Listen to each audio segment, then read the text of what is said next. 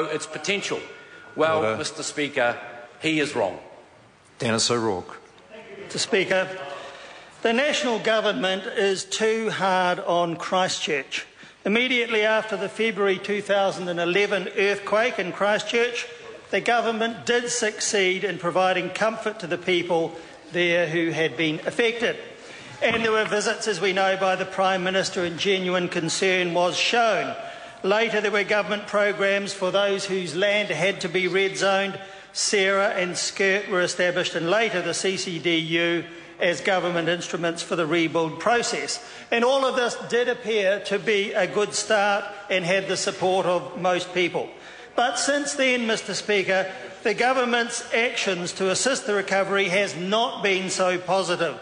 In fact, the National Government in many ways has been too hard on Christchurch. And in fact, the government is now no longer so much part of the recovery as part of the problem. And last Saturday's March for Democracy in Christchurch shows the extent of the resentment about government actions in Canterbury, which is still growing. The open letter on behalf of the protesters delivered yesterday on Parliament steps to the Prime Minister by Leanne Dalziel, Eugenie Sage, Megan Woods and me sets out the issues in some detail.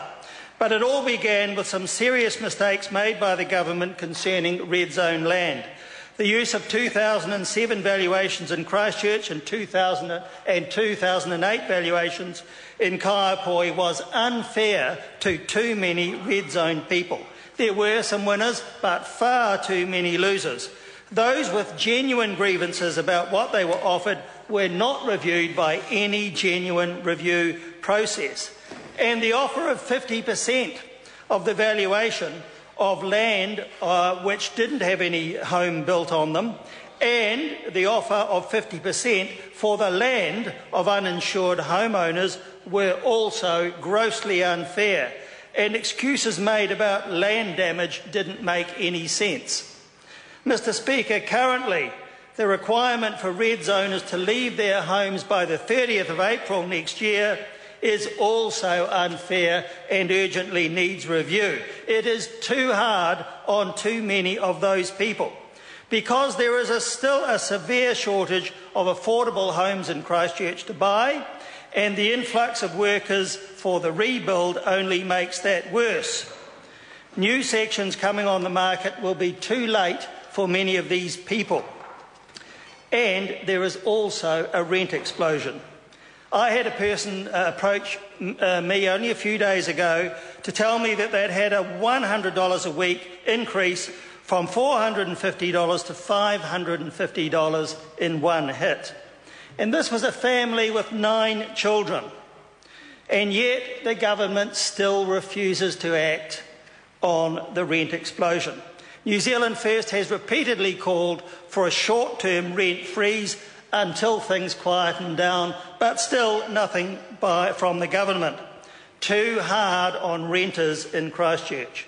And as far as the central city is concerned, the issue now is the failure of the SERA process to involve landowners in development proposals before resource consents are obtained. This is intimidatory for those people, and SERA should see that they get the opportunity to be involved if possible.